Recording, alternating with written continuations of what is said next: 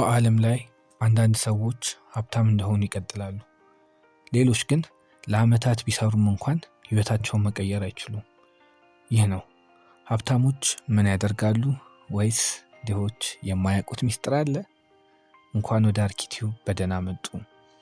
እዚህ የህይወት እውነቶችን፣ የሰዎች ልጆችን ሚስጥር፣ ያልተነገሩ እውነቶችን እናቀርባለን። ሀብታሞች የሚያደርጉት ድሆች ፈጽሞ የማያውቁት ነገር አለ። እሱም ተመሳሳይ 24 ሰዓት አላቸው፣ ነገር ግን ውጤታቸው ፍጹም ይለያያል። አንዳንዶች ለገንዘብ ይሰራሉ፣ ሌሎች ግን ገንዘብን ይሰራሉ። ይህ ቪዲዮ ሀብታሞች እንዴት እንደሚያስቡና ድሆች የማያውቁትን ሚስጥር ያጋለጣል። ቪዲዮውን እስከ መጨረሻ ይመልከቱ፣ ምክንያቱም ይህ መረጃ ህይወታችሁን ሊቀይር ይችላል። ሁለት ሰዎች አሉ። ሁለቱም ተመሳሳይ ስራ ይሰራሉ። ሁለቱም ተመሳሳይ ደሞዝ ያገኛሉ። ነገር ግን ከጊዜ በኋላ አንደኛው ሀብታም ይሆናል፣ ሌላኛው ግን በተመሳሳይ ቦታ ይቀራል። ለምን? ምክንያቱም ሀብታሞች የሚያደርጉት ብዙ ሰዎች የማያውቁት አንድ ነገር አለ። የመጀመሪያው ሚስጥር ድሆች ለገንዘብ ይሰራሉ፣ ሀብታሞች ግን ገንዘብን ያሰራሉ። እነሱ ንግድ ይጀምራሉ፣ ኢንቨስት ያደርጋሉ፣ ፓሲቭ ኢንካም ይፈጥራሉ። እነሱ ቢተኙ እንኳን ገንዘባቸው ይገባል። ነገር ግን ትልቁ ልዩነት ገንዘብ አይደለም፣ አስተሳሰብ ነው። ድሆች እንደዚህ ይላሉ፣ ይህ አይቻልም ሲሉ፣ ሀብታሞች ግን እንዴት ልቻለው ብለው ይጠይቃሉ። ሌላው ድሆች ገንዘብን ሲያገኙ የሚፈልጉትን ይገዙበታል፣ ይደሰቱበታል።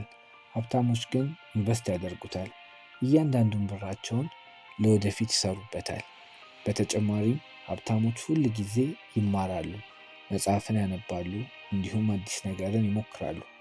ምክንያቱም እውቀት ትልቅ ሀብት ስለሆነ። ዋናው ግን ሀብታሞች ከድሆች የሚለያቸው እድል ሳይሆን አስተሳሰባቸው ነው።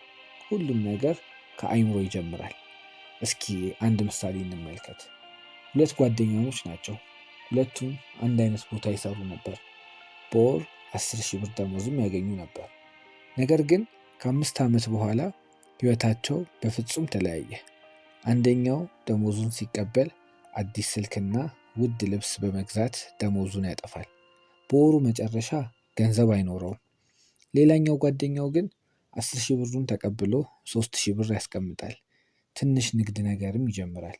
ገንዘቡን መጨመር ይጀምራል። ከ5 ዓመት በኋላ ትንሽ ንግድ የጀመረው ጓደኛው የራስ ስራ ኖረው።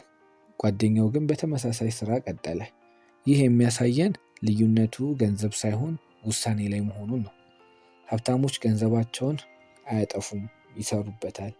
ድሆች ግን ለጊዜያዊ ደስታቸው ሲሉ ያጠፉታል። ሀብታም መሆን እድል አይደለም፣ ውሳኔ ነው። ዛሬ የምታደርጉት ነገር የነገ ህይወታችሁን ይቀይራል። ጥያቄው አንድ ነው፣ ዝግጁ ናችሁ? ይህ አርኪቲዩብ ነው። የህይወት እውነቶች፣ ያልተነገሩ ሚስጥሮች ወደ እናንተ የምናደርስበት ቦታ ነው። ሰብስክራይብ ያድርጉ፣ ምክንያቱም ቀጣዩ ቪዲዮ ህይወታችሁን ስለሚቀይር። በአንድ ግሮሰሪ ውስጥ ተቀጥሮ የሚሰራ ሳሙኤል የሚባል ሰራተኛ ነበር። ሳሙኤል በየቀኑ ከጧት እስከ ማታ ይሰራ ነበር። ድካም፣ ጭንቀትና ተስፋ ቢስነት የየቀኑ ህይወቱ ነበር። አንድ ቀን አንድ ደንበኛ በአንድ ደቂቃ 15,000 ብር አጠፋ። ይህንን ሳሙኤል በሩቅ ሆኖ ይመለከት ነበር። ሳሙኤል በ5 ወር የሚያገኘው ገንዘብ ነው። በዛ ሰዓት ስለ ህይወቱ ማሰብ ጀመረ። ራሱንም በጥያቄ መነቅነቅ ጀመረ። ለዘላለም ይህንን ህይወት እኖራለሁ ወይስ እቀየራለሁ? በዚያው ቅስፈት ውሳኔ ወሰነ። ይህ የህይወቱ ተርኒንግ ፖይንት ነበር። ከደሞዙ ላይ 500 ብር ማስቀመጥ ጀመረ። በዚህም ገንዘብ እቃዎችን እየገዛ ለመሸጥ ወሰነና መሸጥ ጀመረ። በመጀመሪያው ከባድ ጊዜያትን አሳለፈ፣ ግን አላቆመም።